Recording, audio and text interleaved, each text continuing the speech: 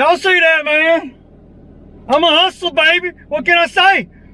Got it out, man. Man, that's 2 days in a row I done had a shovel in my hand, y'all. What the hell, man?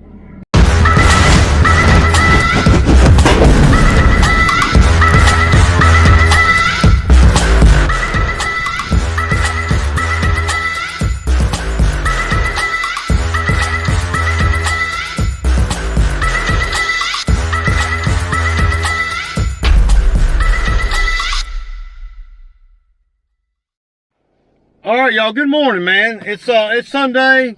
It ain't early, it's 10 o'clock. Yeah, man. A little bit sore from yesterday, y'all. What a job, man. Just, the job wasn't hard, man. It's just, you know, it's just a lot of damn, you know, unknowns when you go to these jobs and you don't, you know, and they're not regular customers, right? You know, that's why I like to work for my regular customers, man. But sometimes you have to take on work that's not, and that's okay. And it's something that, you know, that I'll get better and better at as I, you know, I'll get better and better at it as I continue to do more jobs outside of my customer base. And I mean, you know, you have to do work outside the customer base. You can't just stay in the customer base, even though that would be freaking ideal. What else we got? Plastic cover there, you know, after I got home, and looked at it, right, and I don't see any obvious place it was leaking from, but I didn't have it under pressure, so I may have to put it under pressure. The only pressure that it's under is when it's, you know, now is when is the legs being down, you know, the outriggers being down. And, you know, I store it with the outriggers down. I like to keep it, I like to keep the tires off the ground. And it makes it harder to steal too. I don't know how somebody would steal the damn thing. You'd have to have a key. And that thing makes a pretty good bit of noise in the middle of the night out here where I live at. It was just really quiet.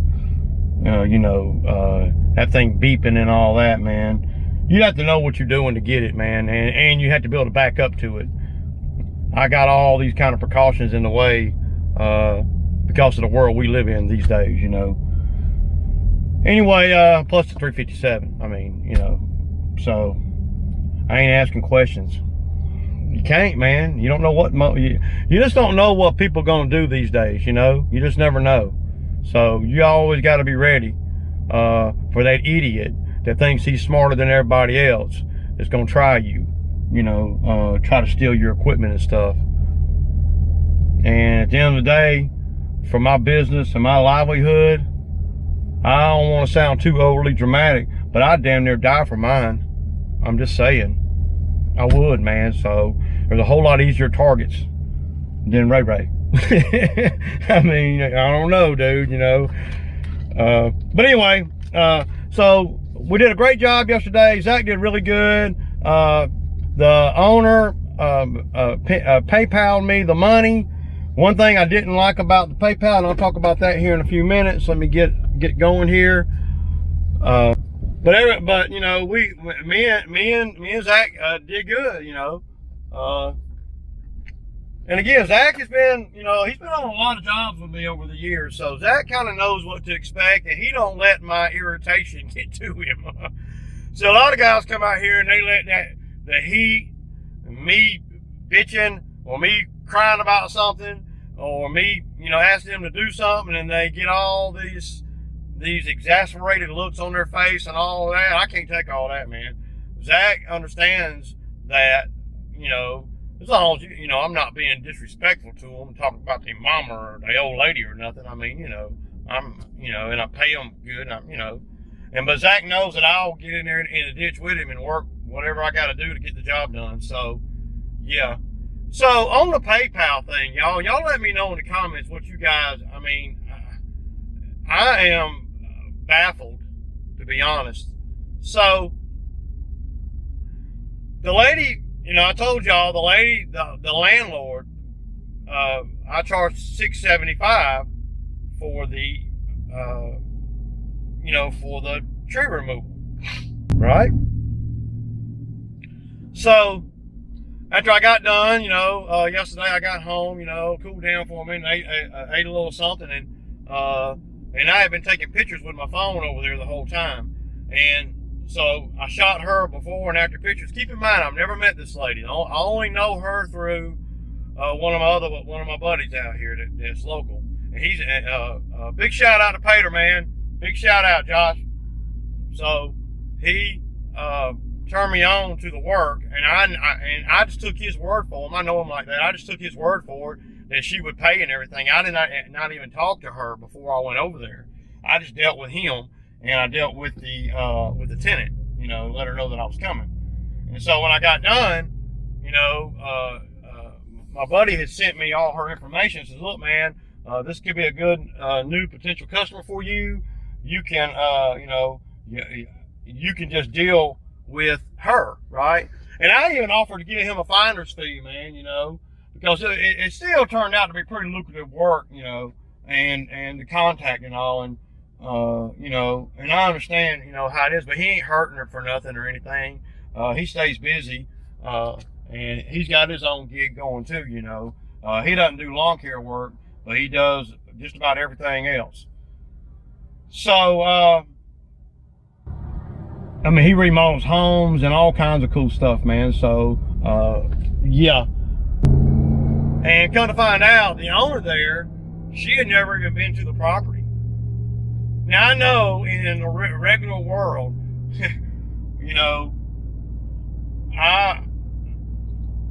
people don't buy properties without looking at them. But I have been, I've been around long enough to know that there are people that buy properties based on what an agent tells them, and of course the price, and then they probably analyze the profit of renting it and blah blah blah, and they buy the property and they rent it out without ever even going to the property. Now, to the normal Joe like me, that would be like, what? There ain't no way, But the people in business and the people that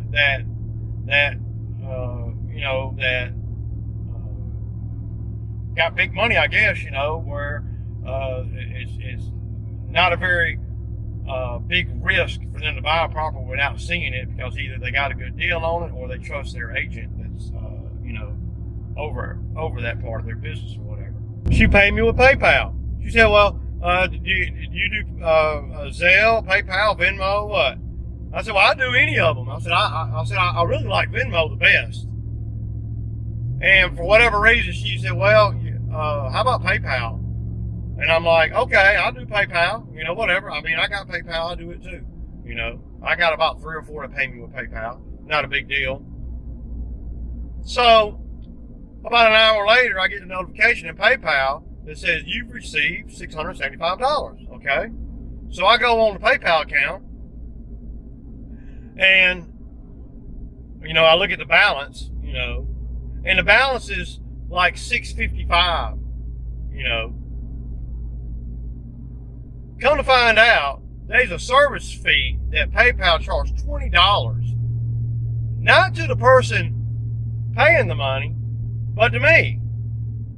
So they deducted $30 before, so they deducted $20 before I even got the money.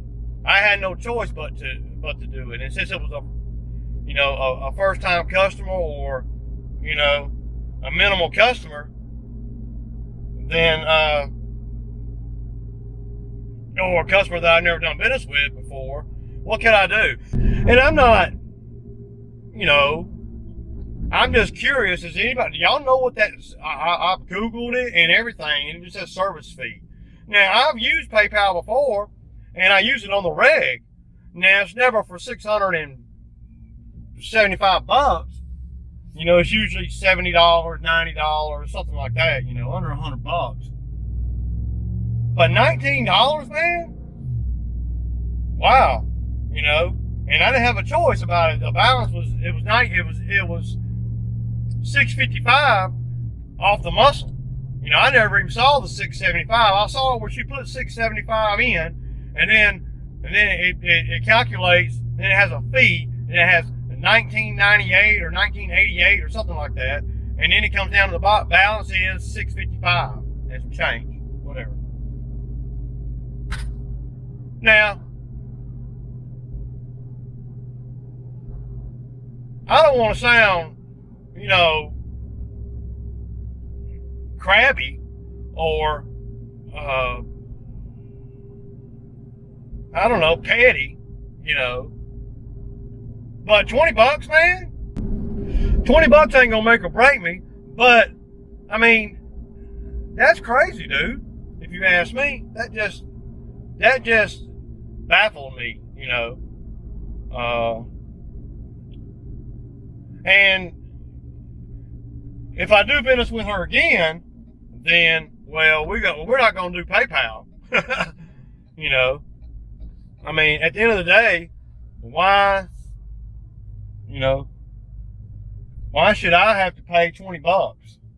You know, I don't know what it is. I mean, I pay it, but damn. But that would have been nice to know that, or, you know, what, I mean, because I've had a lot of customers say, oh, no, I don't pay with PayPal. They charge too much. And I always wonder what the hell they was talking about. Now I know. Now I see. I don't know. I'm good with it. You know, I went on and accepted the 655. And if I do business with her again, I'll tell her I don't want to use PayPal. There wasn't no point in me calling her and you know, crying to her about the $20 or whatever.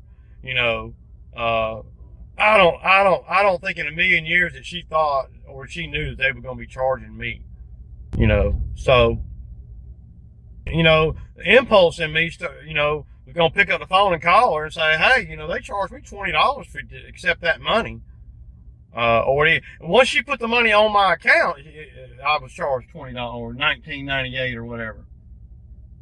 You know? And I don't know, man.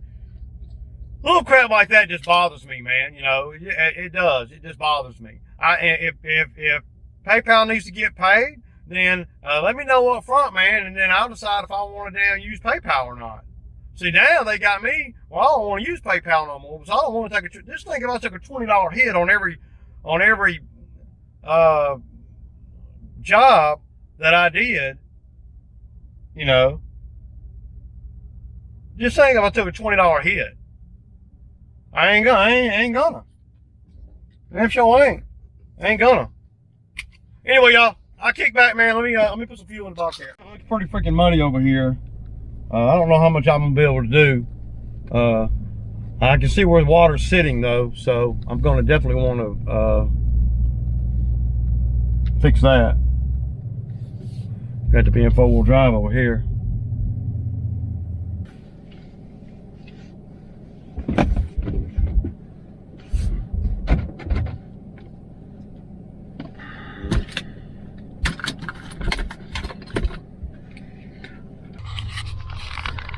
Y'all can see how muddy it is and everything, but this is the kind of weather where that bamboo will come right back. And this is the kind of weather I'm gonna get in here with a tooth bucket and stump bucket, and I'm gonna go over there and try to dig out a few more stumps. I got like 5 more stumps to dig out, but I don't know if I can get good traction. We'll see. On the surface it looks pretty wet. Sometimes when you dig down just a little bit, you can get to some decent soil where you can get a grip. But the bamboo, it loves this type of weather, y'all. It loves it. So yeah, I did see some water sitting on the little power line. I call that the little power line, and I'm gonna try to you know, give it an escape route. I'm over here. It's humid and all too. Well, you know, it's not hot, but it's sticky. And that's how it is here in Georgia, man. So, y'all know that, you know, I fixed the Bobcat on the front plate, right? And y'all see I welded it and everything on both these plates, on both sides of the plate there, right? Well, one thing that I noticed the other day when I was hooking the flat bucket up is, you see, if your weld gets too far up this way, then you get in the way of the attachment. See, I had to grind that back because I couldn't lock the bucket down. Now, in every attachment, especially the older ones, they're a little bit different on the dimension, you know, that you have here. Though it'll fit on there. Some of them need a little more space in the back than others. So we're gonna see what if the attachments will fit on here. I don't even know. And my dumb ass didn't even bring the grinder with me. So and that's what I'm saying. See, I can't hardly, you know, there ain't a whole lot more I can do with this plate here. With you know, that I want to. I'm not gonna keep, you know, welding on it and everything, because see, I know that I need to replace the plate and I need to replace these bushings here. So by doing you know, I'm just not, I'll do it to get this job done, and until it breaks to a point of where I don't want to fix it no more. And we're almost there, because see, I can't, without cutting all the weld off and getting a good hot bead, clean bead like that is here, I can't do it unless I get all the old weld off. And y'all keep in mind, the welder that I'm using, it's a 120 welder and welding something like this, because mine, you have to get it really hot, and that's the biggest thing that I see with the 120. Sometimes on some of this, you know, for everyday welding and things, you know, it's fine, it works great, and I love the convenience of it and everything. But when you start getting on the things that take a lot of torque and tension and all that, like something like this, you know, attachment stuff, where especially I weld on attachments all the time, but where the, you know, where the attachment hooks to the plate here, there's a lot going on there. I mean, that's everything the machine is doing is coming right out of that front end of the machine. So, you know, welding things like this, it holds okay, but if I, you know, it doesn't hold as good as I could if I were to, you know, if I were to do it correctly and do it where I know. I mean, that weld's pretty beefy right there, but that weld is not as beefy as it looks. It's, you know, yeah.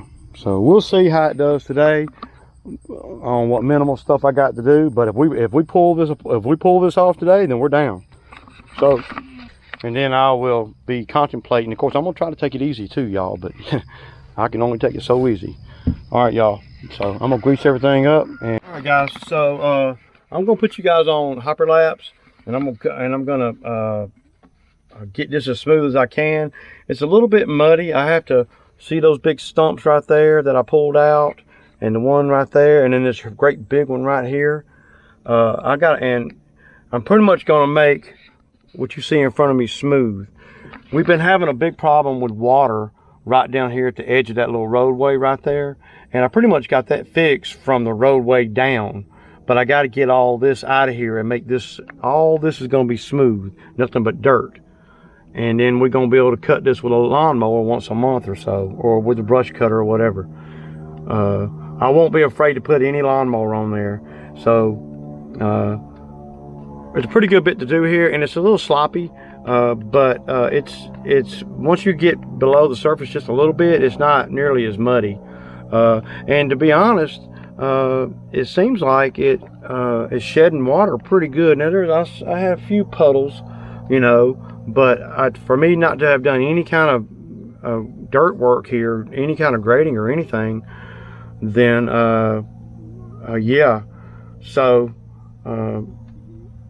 y'all see, that's a big stump right there, man.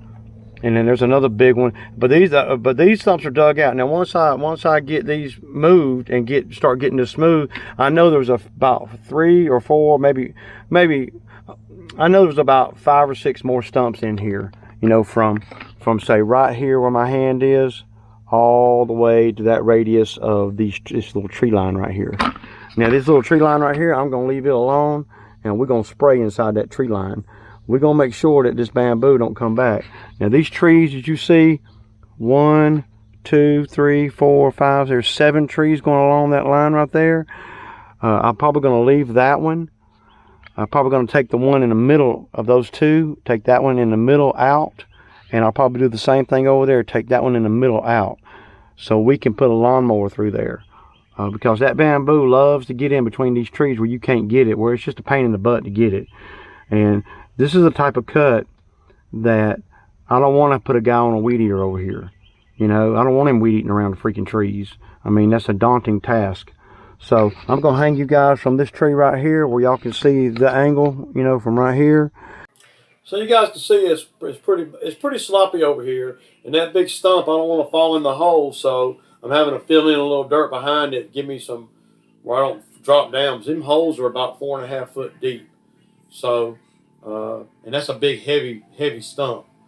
So it's already loose and everything. I've already got it dug up, but you know, I'm just trying to make it where I can get it out of the hole and push it on down to the wood line down there.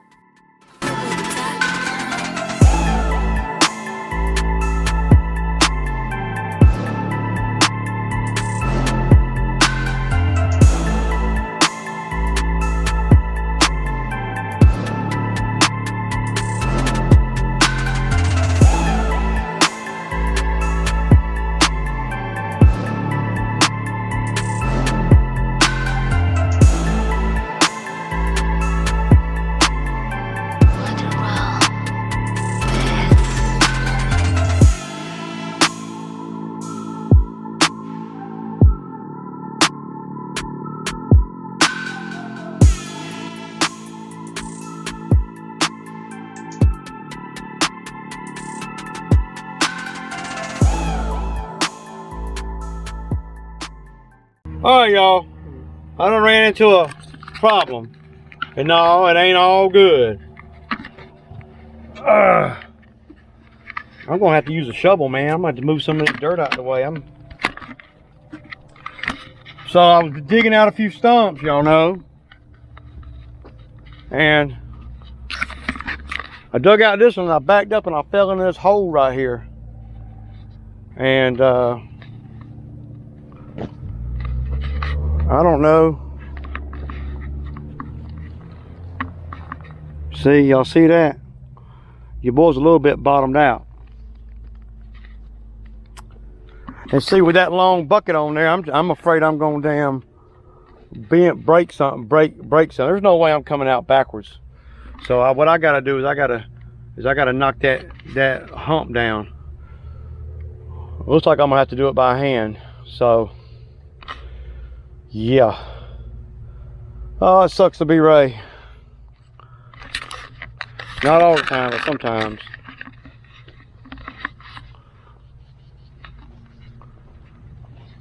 Yeah. Hey, boy.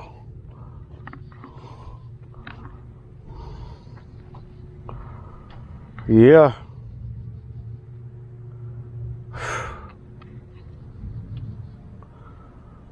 Now what happened? See, what I was trying to do was I was trying to leave the holes a little open so I could push some of this debris, you know, some of the trashy dirt in the hole. And well, y'all see it, man. Shit. Stuck good. If I had the other bucket on there, I might have a better chance, but I'm afraid I'm gonna break the plate, man, trying to pull myself out. So yeah, man. Yeah, y'all. Let me sit in the truck for a minute and cool off. Ain't that ugly, man? I'll get it out. I got a shovel. I'm gonna have to shovel it out, man, you know? So, yeah. Not good, man. Not freaking cool. Well, it's hard being Ray sometimes, y'all. So I'm having to dig it out. The back of the machine is pretty much bottomed out. So I'm having to get the dirt out from behind the machine and behind the track. And the track done slid down to where there's dirt all in the track too, you know, on the inside of the track.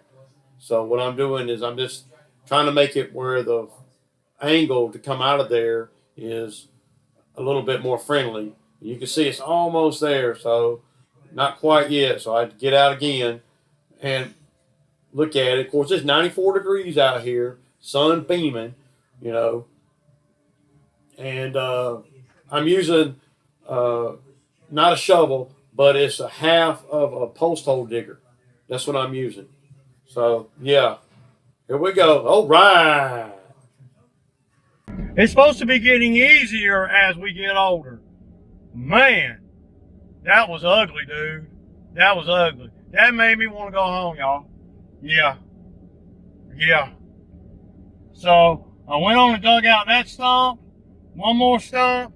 I did not cut this over here, but yeah. I ain't with it, man. I'm done. It's over. Finished. Kaput. Whatever you want to call it. But man, just because you got a sketch there, don't mean it's easy, y'all. Because you can find yourself off in some old mess, for real. That you can't get out of. You know, that hole right there was pretty freaking, I mean, I had the machine. I was worried about the machine. You know, if it's tilting a certain way, it might run low on fuel, even though it's got, I guarantee you, if that machine had been low on fuel, it would have, yeah, ugly, man, ugly. I was scared to turn it off, man, after I went back and started it back. But, you know, just got to kind of think for a minute, man, and I don't think real good when I got a freaking shovel in my hand, you know, man. You gotta have the hustler mindset. What's the mindset, man? Y'all know what the mindset is. It's a hustler mentality, man. Cannot be stopped. You know? So I dug out about 6 stumps, and there's still, man, I'm still finding stumps, y'all. It's crazy, dude.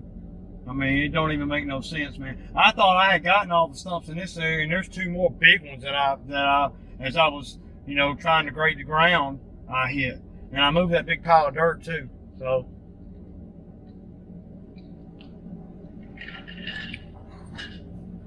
I'm a hustler, baby. I just want you to know. It ain't where I've been, it's where I'm finna go. Yeah. Let's get up out of here, y'all. Let's get up out of here, y'all.